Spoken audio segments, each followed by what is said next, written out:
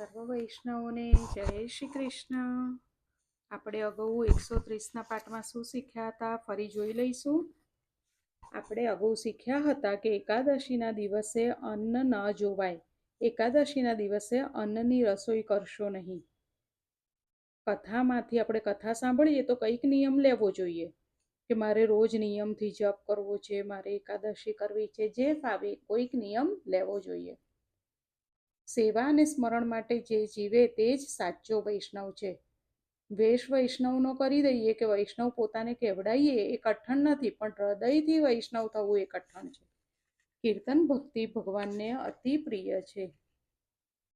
રામાયણમાંથી પ્રત્યેક મનુષ્યને બોધ મળે છે। પોતાનું મન કેવું છે જાણવું હોય તો રામાયણ વાંચો। જો આપણો સમય નિંદ્રા અને આળસમાં જતો હોય તો પોતાને કુંભકર્ણ માનવું। પર સ્ત્રીનું કામભાવથી સ્મરણ ચિંતન કરે તો એ રાવણ છે। રાવણ રડાવે છે, પરમાનંદમાં જે રમાડે એ રામ। બાળક જેવા નિર્દોષ થાવ તો રામને ગમો। રામ કોને મળે? જે બાળક થાય તેને। ઘરના એક એક મનુષ્યમાં ભગવત ભાવ રાખવો જોઈએ। માન અને અપમાનને ભૂલી જાય તો જીવનમાં સરળતા આવે છે। હવે આગળ જોઈશું। સચ્ચિદાનંદ રૂપાય વિશ્વોત્પત્યાદિ હેતવે તાપત્રય વિનાશાય શ્રી કૃષ્ણાય વયમ નમઃ। જે જગતની ઉત્પત્તિ, સ્થિતિ અને વિનાશનો હેતુ છે, તથા જે ત્રણેય પ્રકારોના તાપોના નાશ કરવાવાળા છે, એવા સચ્ચિદાનંદ સ્વરૂપ ભગવાન શ્રી કૃષ્ણને અમે વંદન કરીએ છીએ। હવે આવે છે અરણ્યકાંડ। અયોધ્યાકાંડ પછી અરણ્યકાંડ આવે છે। અરણ્યકાંડ નિર્વાસન બનાવે છે। નિર્વેર થયા પછી વાસના પણ ત્રાસ આપે છે। આ કાંડના પાઠથી મનુષ્ય નિર્વાસન થશે।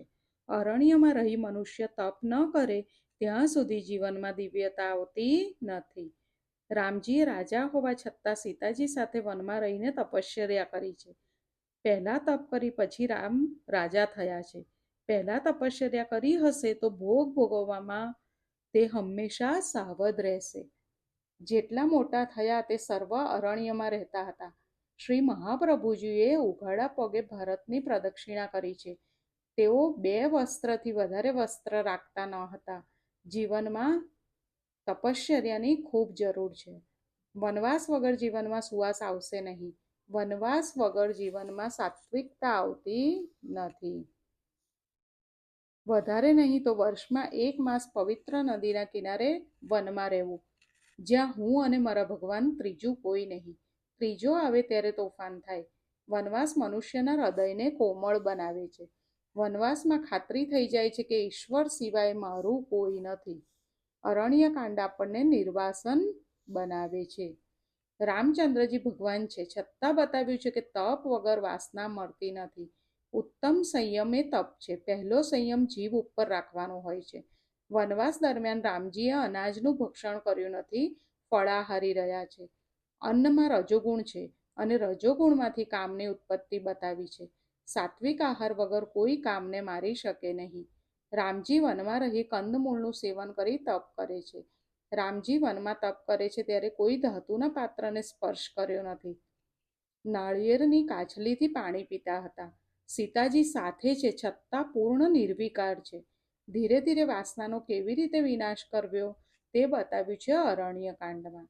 વાસના ઉપર વિજય મેળવવો હોય તો જીવન ખૂબ સાત્વિક બનાવવું પડશે અને જીવનમાં તપશ્ચર્યા કરો તો જ રાવણ એટલે કે કામ મળશે। કામ એટલે કે રાવણને મારવા માટે અરણ્યવાસ એટલે તપશ્ચર્યા જરૂરી છે। અરણ્યકાંડમાં શૂર્પણખા એટલે મોહ અને શબરી એટલે શુદ્ધ ભક્તિ। શૂર્પણખા એટલે જીવનમાં મોહિની સામે ભગવાન જોતા નથી। ભગવાન મોહની સામે જોતા નથી, પણ શબરીની સામે એટલે કે શુદ્ધ ભક્તિની સામે જુએ છે। મોહને કાપી નાખો અને શુદ્ધ ભક્તિને અપનાવો। મનુષ્ય નિર્વેર બને અને નિર્વાસન થાય ત્યારે કિષ્કિંધા કાંડમાં જીવની ઈશ્વર સાથે મૈત્રી થાય છે। હવે છે કિષ્કિંધા કાંડ। અરણ્યકાંડમાં વાસનાના વિનાશ પછી કિષ્કિંધા કાંડમાં સુગ્રીવ અને રામની મૈત્રી થાય છે. કામની દોસ્તી જ્યાં સુધી મનુષ્ય છોડે નહીં ત્યાર સુધી પ્રભુ સાથે મૈત્રી થતી નથી. સુગ્રીવ અને રામજીના મિલનની કથા આ કાંડમાં છે. કિષ્કિંધા કાંડ જીવ ઈશ્વરની મૈત્રી બતાવે છે. સુગ્રીવ એ જીવાત્મા અને રામજી એ પરમાત્મા છે. સુગ્રીવ કામની દોસ્તી છોડે ત્યારે જીવ ઈશ્વરનું મિલન થાય. અરણ્યકાંડમાં કામનો ત્યાગ કર્યો એટલે જીવ ઈશ્વરનું મિલન થયું. બંનેનું મિલન અને મૈત્રી ત્યારે થાય કે જ્યારે હનુમાનજી મધ્યસ્થી બને. જ્યારે હનુમાનજી વકીલાત કરે, જેનો કંઠ સારો એનું નામ સુગ્રીવ. કંઠની શોભા આભૂષણથી નથી, કંઠની શોભા બ્રહ્મચર્ય અને રામ નામથી છે. જીવ ઈશ્વરની મૈત્રી બ્રહ્મચર્ય સિવાય થઈ શકે નહીં, એટલે હનુમાનજી બ્રહ્મચર્યનું પ્રતીક છે. સુગ્રીવ એટલે કોણ? જેનો કંઠ સારો છે એની મૈત્રી રામજી સાથે થાય છે. પણ એકલા સુગ્રીવથી કાંઈ વળે નહીં, તેને હનુમાનજી એટલે બ્રહ્મચર્યનું બળ જોઈએ. બ્રહ્મચર્યના બળ વિના ભજનમાં આનંદ આવતો નથી, કારણ એકાગ્રતા થતી નથી. હનુમાનજી એટલે બ્રહ્મચર્યની મદદ ન મળે તો રામજી સાથે મૈત્રી થતી નથી. સુગ્રીવને રામ અપનાવે છે તે હનુમાનજીના ઉપકારથી. હવે છે સુંદરકાંડ. જીવ ઈશ્વરની મૈત્રી થઈ એટલે જીવન થયું સુંદર. પ્રભુ સાથે મૈત્રી થાય તો જીવન સુંદર થાય, એટલે તે પછી આવ્યો સુંદરકાંડ. જ્યાં સુધી જીવ પ્રભુ સાથે મૈત્રી કરતો નથી ત્યાં સુધી જીવન સુધરતું નથી. કિષ્કિંધા કાંડ પછી આવે છે સુંદરકાંડ. સુંદરકાંડ અતિ સુંદર છે. તેમાં રામ ભક્ત હનુમાનજીની કથા આવે છે. ભાગવતમાં જેમ દશમ સ્કંદ તેમ રામાયણમાં સુંદરકાંડ છે. સુંદરકાંડમાં હનુમાનજીને સીતાજીના દર્શન થાય છે. સીતાજી એ પરાભક્તિ છે, પણ સીતાજીના દર્શન ક્યારે થાય? જેનું જીવન સુંદર થાય તેને પરાભક્તિના દર્શન થાય. પરાભક્તિ એટલે સીતાજી. દરિયો ઓળંગીને જે જાય એટલે કે સંસાર સમુદ્રને જે ઓળંગે તેને સીતાજી એટલે કે પરાભક્તિના દર્શન થાય. પરાભક્તિ કોને મળે? જે દરિયો ઓળંગીને જાય તેને. તે ઓળંગે છે એકલા હનુમાનજી. બ્રહ્મચર્ય અને રામ નામના પ્રતાપે હનુમાનજીમાં દિવ્ય શક્તિ આવી છે. હનુમાનજી સિવાય બીજો કોઈ દરિયો ઓળંગી શક્યો નથી. હનુમાનજીમાં દરિયો ઓળંગવાની શક્તિ આવી બ્રહ્મચર્ય અને રામ નામથી. સમુદ્ર ઓળંગે એટલે પહેલા રસ્તામાં કોણ મળે? સુરસા. સુરસા ત્રાસ આપશે. સારા રસો એ સુરસા છે. સુરસા એટલે કોણ? સારા રસો. સુરસા હતી નવીન રસ લેવાવાળી વાસનામય જીભ, એ જ સુરસા. નવીન રસો લેવાવાળી વાસનામય જીભ છે એને સુરસા કહેવાય. સુરસાને હનુમાનજી મારે છે. જેને સંસાર સાગર રૂપી દરિયો ઓળંગવો છે તેણે જીભને મારવી પડશે, એટલે જીભને વશ કરવી પડશે. જીવનને સુંદર બનાવવું હોય તો જીવનને ભક્તિમય બનાવો.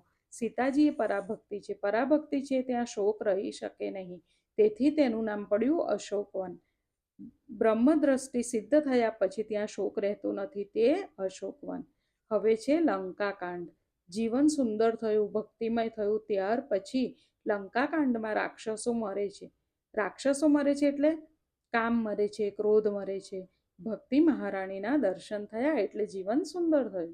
એટલે લંકાકાંડમાં રાવણ મર્યો એટલે કે કામ મર્યો. જીવન સુંદર ક્યારે બને? કે જીવન ભક્તિમય થાય ત્યારે. જીવન ભક્તિમય થાય ત્યારે જીવન સુંદર બને. કામને જે મારે તે કાળને મારી શકે. જેને કામ મારે તેને કાળ પણ મારે. લંકા શબ્દને ઉલટાવો એટલે થશે કાળ. કાળ સર્વને મારે પણ હનુમાનજી કાળને મારે છે. લંકાને બાળે છે એટલે કાળને મારે છે. હનુમાનજીને કાળ મારી શકે નહીં, કારણ કે તેઓ બ્રહ્મચર્ય પાળે છે, પરાભક્તિના દર્શન કરે છે. હવે છે ઉત્તરકાંડ. તુલસીદાસજીએ સર્વસ્વ ઉત્તરકાંડમાં ભર્યું છે. ઉત્તરકાંડમાં મુક્તિ મળશે. કાકભૂષુંડી અને ગરુડના સંવાદ વારંવાર વાંચો. રાક્ષસો ન મરે, કામ ન મરે ત્યાં સુધી ઉત્તરકાંડમાં પ્રવેશ મળતો નથી. ઉત્તરકાંડમાં ભક્તિની કથા છે. ભક્ત કોણ? ભગવાનથી જે એક પણ ક્ષણ વિભક્ત ન થાય તે ભક્ત. પૂર્વાર્ધમાં રાવણને મારે તેનો ઉત્તરકાંડ સુંદર બને. જીવનના યૌવન કાળમાં જે કામને મારે તેની વૃદ્ધાવસ્થા સુંદર બને. વૃદ્ધાવસ્થામાં તે રાજ કરે છે.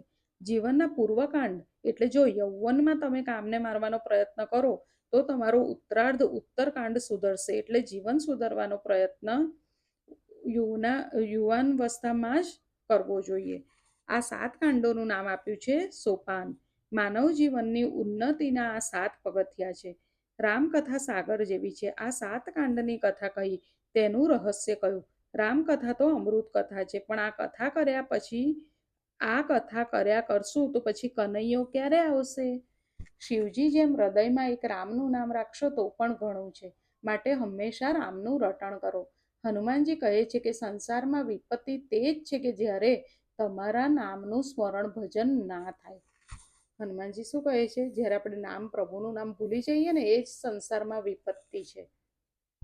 રાવણ આદિ રાક્ષસોનો સંહાર કરી રામ અયોધ્યા પરત આવે છે અને તે પછી રામનો રાજ્યાભિષેક થાય છે. રાજ્યાભિષેક પછી અયોધ્યાવાસીઓને રામજી બોધ આપે છે. અયોધ્યાવાસીઓને એટલે માનવ સમાજને હંમેશ માટેનો બોધ આપે છે. તેની 2 ચોપાઈ બોલીને રામકથા પૂરી થશે. આ માનવ શરીર મળ્યું છે તે વિષય ભોગ માટે નથી. વિષયોનું સુખ એક ઘડી પૂરતું સ્વર્ગ જેવું છે અને અંતે તો દુઃખ જ દુઃખ છે, દુઃખમય છે. માનવ શરીર પામ્યા છતાં જે મનુષ્ય વિષયો પાછળ લાગી રહે છે તે મનુષ્ય તો અમૃત આપી તેના બદલામાં વિષ લઈ રહ્યો છે. માટે આવું ના કરતા.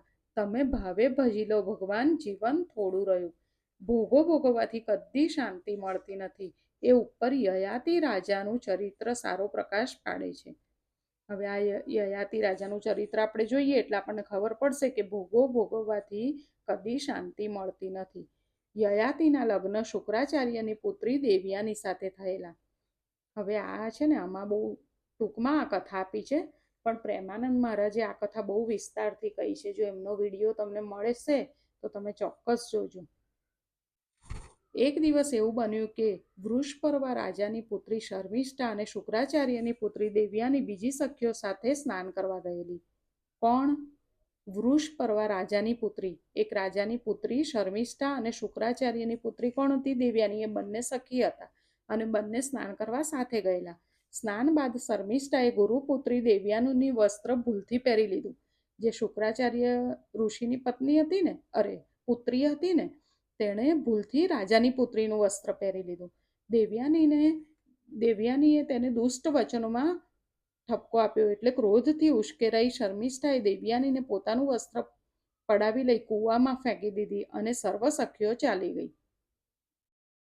હવે જે રાજાની પુત્રી હતી તેણે આ શુક્રાચાર્યની પુત્રીને વસ્ત્ર લઈ લીધું કે કેમ તે મારું વસ્ત્ર પહેર્યું એમ, અને એને કૂવામાં ફેંકી દીધી.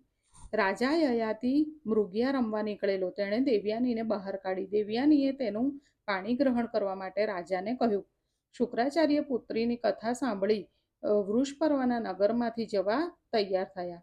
વૃષપર્વા તેમને પ્રસન્ન કરવા આવે છે. દેવયાનીએ માંગ્યું કે જ્યાં પરણું ત્યાં તારી પુત્રીને દાસી તરીકે મોકલવી. તેથી શર્મિષ્ઠા દાસી તરીકે યયાતિ રાજાના ઘરે ગયેલી.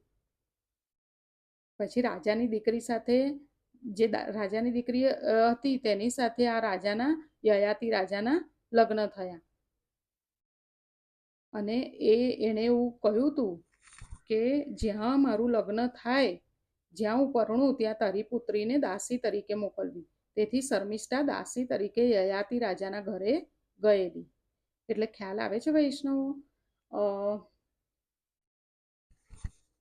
રાજાની પુત્રી હતી એણે આ દેવયાનીને, એટલે જે શુક્રાચાર્યની પુત્રી હતી, એને કૂવામાં નાખી દીધી, પોતાનું વસ્ત્ર લઈ લીધું ને. અને પછી યયાતિ રાજાએ તેને કૂવામાંથી બહાર કાઢી અને પછી એની સાથે લગ્ન કરવા માટે કીધું. દેવયાનીએ કીધું મારી સાથે લગ્ન કરો એમ. એટલે શુક્રાચાર્યની પુત્રીએ. મારું પહેલાં બોલવામાં થોડીક ભૂલ થઈ હતી. તો અને પછી શુક્રાચાર્ય તો એ રાજાના પણ ગુરુ હતા. એટલે દેવયાનીએ શરત રાખી કે તમે કહો કે મારા લગ્ન આ રાજા સાથે થાય છે, યયાતિ રાજા સાથે, તો હું લગ્ન કરીને જઈશ તો મારી દાસી બનીને પેલી રાજાની પુત્રીને આવવું પડશે. કારણ કે રાજાની પુત્રી આને કૂવામાં ફેંકી દીધી હતી ને, એટલે મારી દાસી બનીને રાજાની પુત્રીને આવવું પડશે. અને રાજા પણ શુક્રાચાર્યથી ડરતા હતા એટલે એમણે પણ એ માનવું પડ્યું.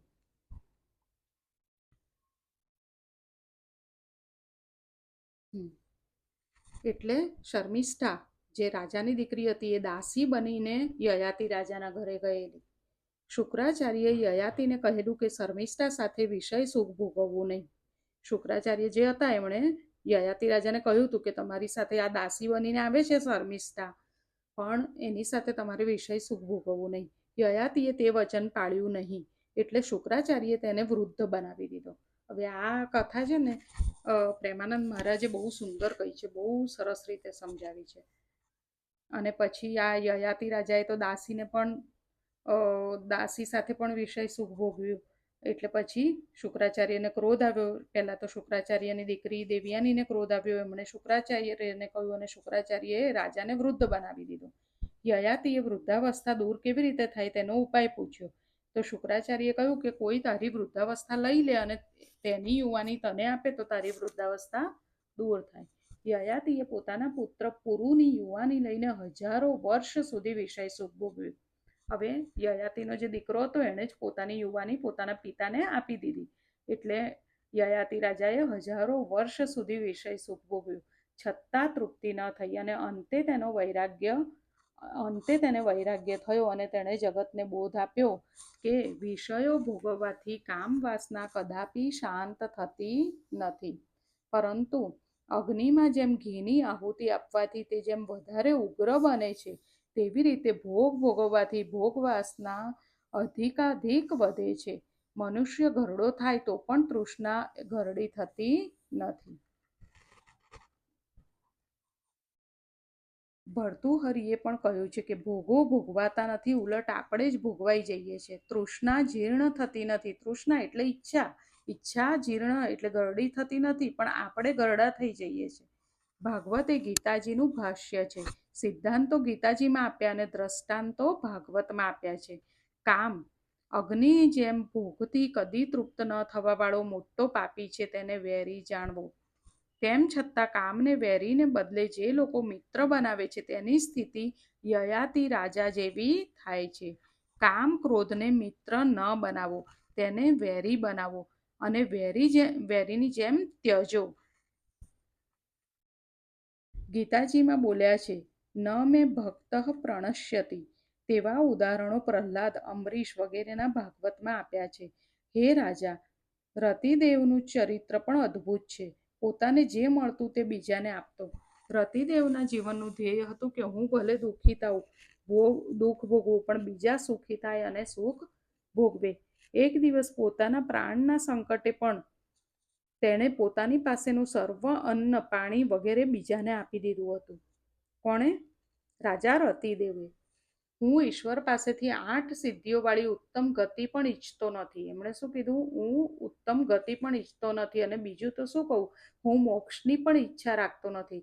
હું તો ફક્ત એટલું જ ઈચ્છું છું કે હું સર્વ પ્રાણીઓના હૃદયમાં સ્થિર થઈ જાઉં અને તેઓના સર્વ દુઃખો હું જ સહન કરું, કે જેથી અન્ય કોઈ પણ પ્રાણીને દુઃખ ન થાય. એવા હતા એ રતિદેવ. બીજા દુઃખી પ્રાણીઓ દુઃખથી મુક્ત થાય અને તેઓના દુઃખ હું ભોગવું, બસ એ જ મારી ઈચ્છા છે. સમાપ્તિમાં યદુરાજના વંશનું વર્ણન કર્યું. યદુરાજાનો વંશ દિવ્ય છે અને વંશમાં શ્રી કૃષ્ણચંદ્ર પ્રગટ થશે. યદુરાજાના વંશમાં શ્રી કૃષ્ણચંદ્ર પ્રગટ થશે. રાજા સાવધાન થઈ જા. આ વંશની જે કથા સાંભળશે તેના વંશનો નાશ થશે નહીં. આ હરિવંશ છે. આગળ જતા આવુકને 2 પુત્ર થયા, દેવક અને ઉગ્રસેન. દેવક રાજાએ 7 કન્યાઓના લગ્ન વાસુદેવ સાથે કર્યા. વસુદેવ દેવકીને ત્યાં 6 બાળકો થયા. રોહિણીથી 7મા બાળક બલરામ થયા. 8મા મારા ઈષ્ટદેવ સાક્ષાત શ્રી કૃષ્ણ પ્રગટ થયા.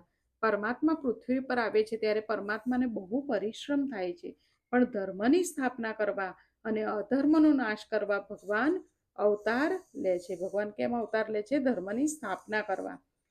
ભગવાન શ્રી કૃષ્ણ 14 વર્ષ મથુરામાં બિરાજ્યા. ભગવાન શ્રી કૃષ્ણ 14 વર્ષ મથુરામાં બિરાજ્યા. તે પછી ભગવાન દ્વારકાનાથ થયા. પૃથ્વી ઉપરનો ભાર હળવો કરવા કૌરવો પાંડવોનું યુદ્ધ કરાવ્યું. 9મ સ્કંદની સમાપ્તિમાં સંક્ષેપમાં કૃષ્ણ કથા કહી સંભળાવી છે. હવે વૈષ્ણવો આવતા વખતે 10મો સ્કંદ છે. 10મો સ્કંદ એ પ્રભુનું હૃદય છે. એમાં શ્રી કૃષ્ણની બાળ લીલા આવશે બધી. તો એ તમે બધા અવશ્ય સાંભળજો, કંઈ પણ મિસ કરતા નહીં, ધ્યાનથી સાંભળજો. 10મા સ્કંદથી આપણી ભક્તિ વધશે. આજે અહીંયા સુધી રાખીએ. હરે રામ રામ રામ હરે હરે, હરે કૃષ્ણ કૃષ્ણ કૃષ્ણ હરે હરે. સૌને જય શ્રી કૃષ્ણ.